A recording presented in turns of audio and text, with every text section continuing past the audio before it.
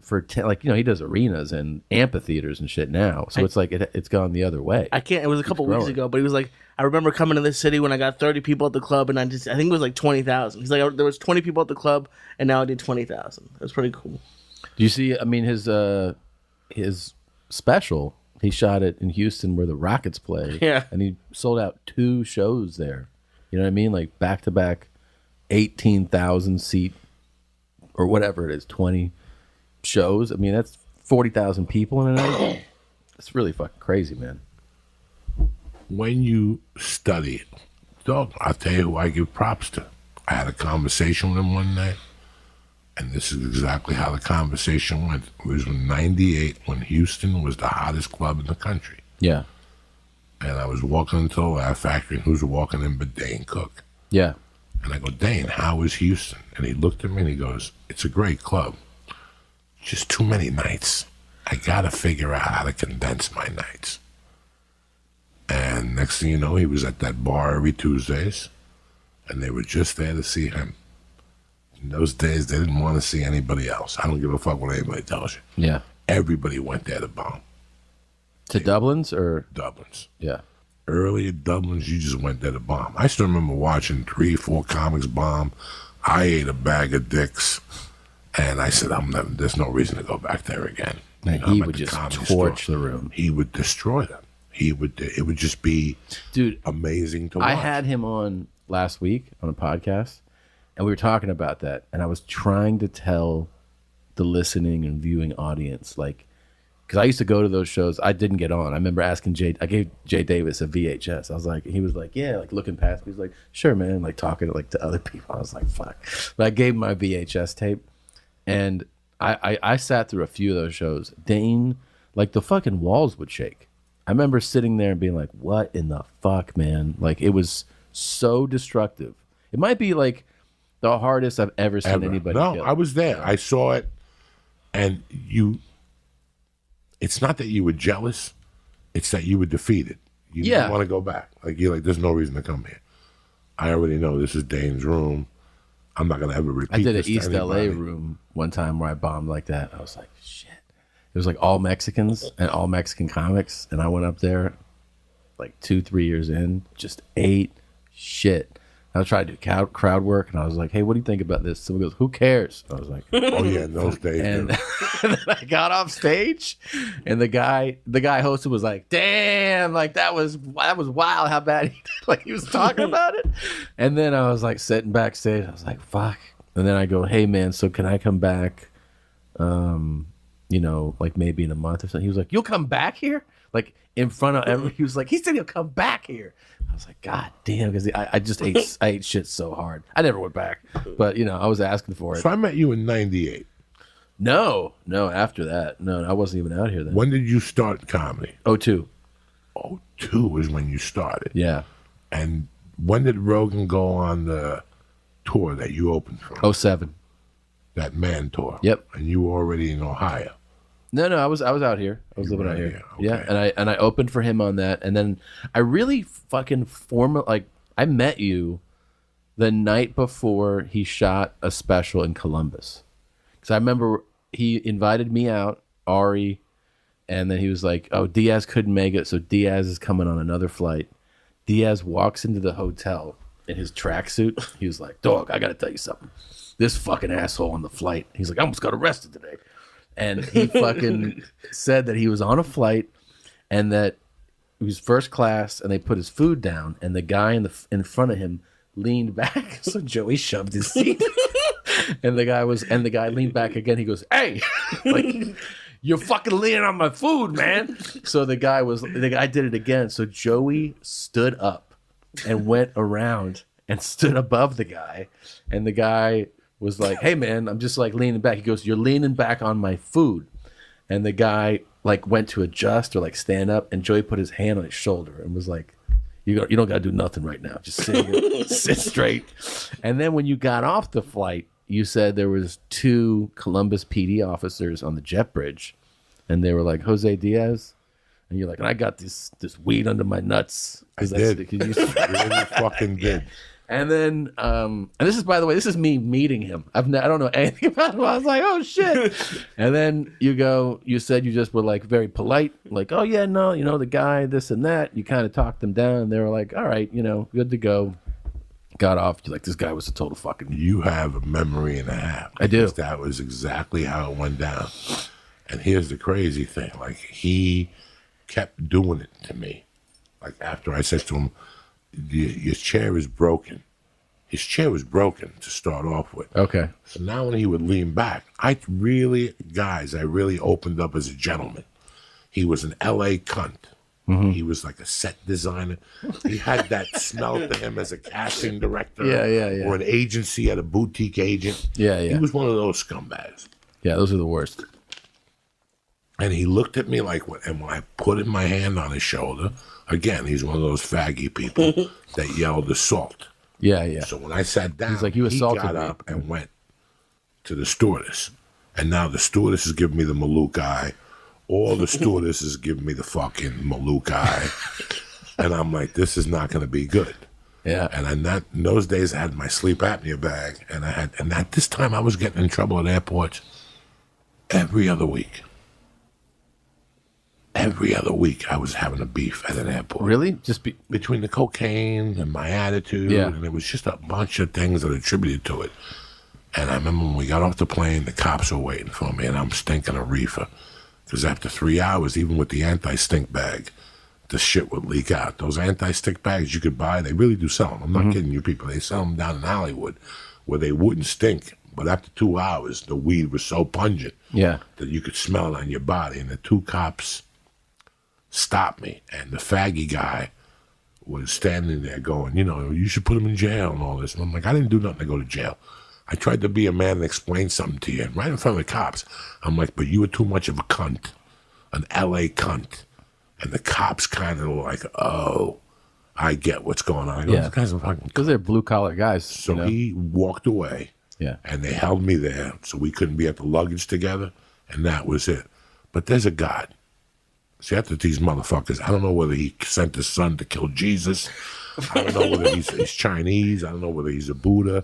I don't know if he's a Hindu. There's a God. Guess what happened a year later? I saw that same bitch across going to Columbus on a Friday with me. Are you serious? And I just eyeballed him, and he made eye contact and tried to change the eye contact. And one time I went up to the bathroom, and what I did this time was win over the stewardess first. You see what I'm saying? Yeah. So I went up and gave her a compliment. I love your shoes. Yeah. If she's black, I'm ripping down the Beyonce poster. They go bananas. And then when I came on the way back, I tell them when they're black, I go, listen, when I get home, I'm ripping the Beyonce poster down. They go fucking bananas. I go fucking bananas. That's quite a line. Come on, dog. It always gets them. It gets that pussy. They go fucking bananas. They go nuts. They want to show you their titties like National Geographic.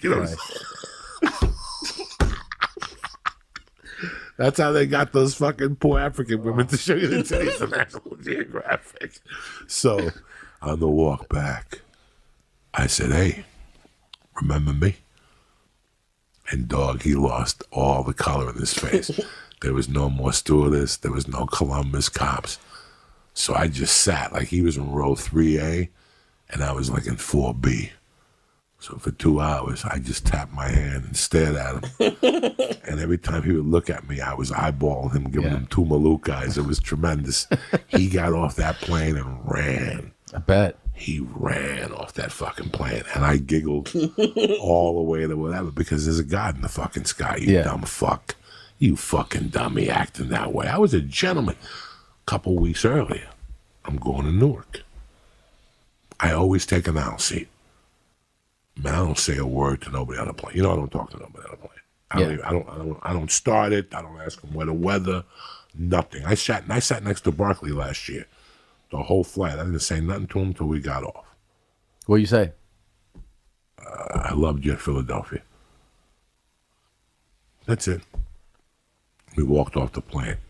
One time it was me, Sebastian, and John Legend sitting right next to each other. I don't talk to nobody. I don't need to talk. I don't need to take a picture with nobody. I need to do nothing. I get in my fucking seat. This is not first class. This is United LAX to Newark. I'm sitting there. The plane lands. The plane's about to land, and I take my phone out. And I turn the phone on. And the guy in the window seat says, and I look at him and he goes, turn the phone off. A German guy. There's two German guys sitting next to me. They were fucking, whatever the fuck language they talk. Nazi hate, Jew haters, whatever the fuck they are. Uh-huh. And they're both sitting there fucking hocking each other to death, fucking hee-ho and whatever the fuck they do with their hands and shit. So finally, can you believe this? He goes, huh? Not even excuse me. Yeah. Sir, you might get in trouble. He goes, turn the phone off. And I go, what? And he goes, turn the phone off. And the guy in the middle goes, did you not hear him? Turn the phone off. I go, bro, who the fuck do you think you're talking to? I go, don't ever fucking tell me to do anything. Go fuck you and fuck him. And they're both going, wait till we get off the plane. We'll see. I go, well, we'll fucking see. And the stewardess is like, is there a problem? And I go, this fucking hump tried to tell me to turn the fucking phone off. And she's like, control your language and all this. I go, no. I'm not controlling my language. Don't ever fucking tell somebody. You ask them. And the guy kept talking. And finally I go, what if I got up and just kicked you against that fucking door right now? Because you're in the last seat. I wouldn't be saying a word if I was you. Because if I start swinging, I could be a fucking madman. Why are you talking if you're in the third seat in the fucking aisle? All I see you is holding your hands up and me stomping on you. That's all I see. You got a no-win situation. You could be Johnny MMA. I get the first drop on you. That leg weighs 265. Once it goes into you, I'm going to keep putting my leg into you and kicking you and your fucking Hitler buddy here. So the fucking stewardess comes, separates us. Because I told him. How long ago was this? This had to be. Last week. No. Around that time. This was like an incident. Okay. I kept having. The Sopranos was hotter than hell. Yeah. At that time. So I was having different fucking incidents every other fucking week. Some of them were good. Some of them were people busting my balls about the Soprano, that you were the guy. Take Big a puss, picture. yeah. Yeah. It was just like an ongoing. So now they separate us on the plane. Because I told the guy, what if I started kicking you right now? What are you going to do? Are you retarded? You can't be that fucking stupid. Talking all that shit in the fucking third seat. I wouldn't say a word. I'd wait till I get in the hallway where I got an even chance. But that's how stupid you are. So the stewardess comes over. She gets me up, and sure enough, you got to sit here until the police have been notified. What? God damn it. So now I'm aggravated because my friend, in those days, we had no dough. You had to have your friend circle like a fucking strutz around the airport. So I'm like, my friend's waiting for me. They go, no, you're the last guy to board. You're unboarding with the pilot. So we get up, and I forgot. I'm in New Jersey. So as soon as I see the cops, all I got to do is get to them first. All I got to do is get to that cop first and let him hear me. So that's exactly what I did. I went right up to the cop, and I go, this fucking guy. The cop's like, what's the problem here? This fucking guy tried to tell me to turn the phone off, and the guy started with his fucking white shit. Well, the phone is not supposed to be turned on. I'm like, shut up. I'm like, first of all, you're the fucking away team, motherfucker. Once I said that, it was on. I go, you're the away team. You got no say in this. This is Jersey. You don't tell somebody from Jersey to turn the fucking phone off. Fuck this guy. Fuck him. Don't ever fucking talk to somebody like that. And the cops were like, he's got you there. Yeah.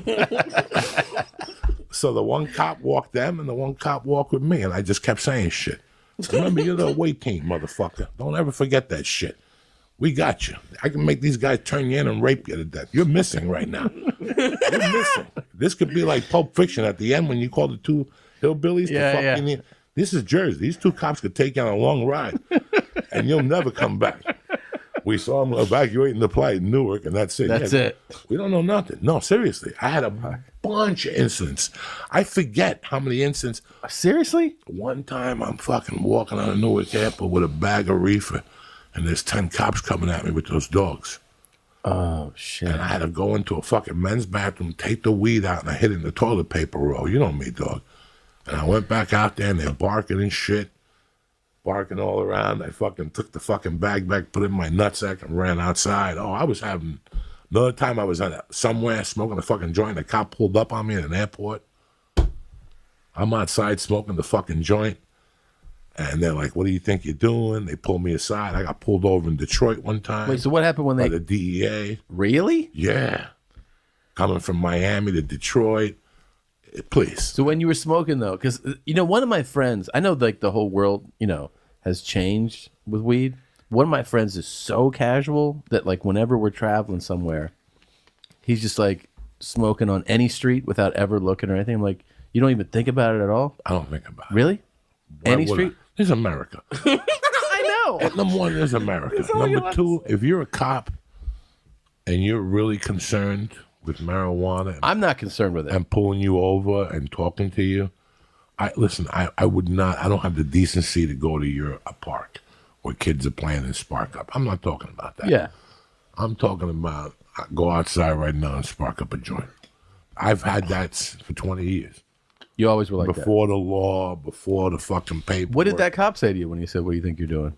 What are you smoking? And you're like, And I go, a little weed. I get anxious at airports and blah. And he just said, turn it off and throw it away. that was it. That's it. Just be honest with them. Don't show them a fucking weed shirt. Don't tell them about your Fourth Amendment to have liberty. Yeah. Mind your business. Just tell them the truth. But did you always, like, if someone was like that to me on a plane, I would have anxiety about yelling. I want to yell at them, and I would think about what I wanted to say, but I would never go back at them. No, I'm an adult. You God damn. cannot say that shit to me. There's a way to speak to people. You can't tell somebody to turn Definitely. the fucking phone You on. can't fucking do You that. say, excuse me, sir, I don't think they want you to have the phone on. Then it's my decision after that. I'm still going to turn it on.